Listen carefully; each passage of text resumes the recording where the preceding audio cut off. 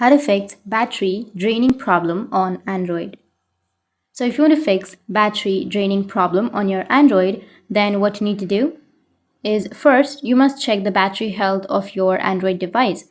In different Android devices, we have different solutions or different things on how you can check your battery health. You can just go and just Google it or get the information and check your battery health, because if your battery health is not good, then it might be something with your battery itself. But if it is good and if you're facing the problem, then just follow the steps.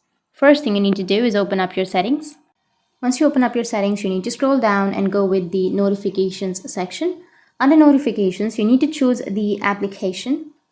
Tap on app notifications and go with the apps that you don't use and turn off the notifications for that application.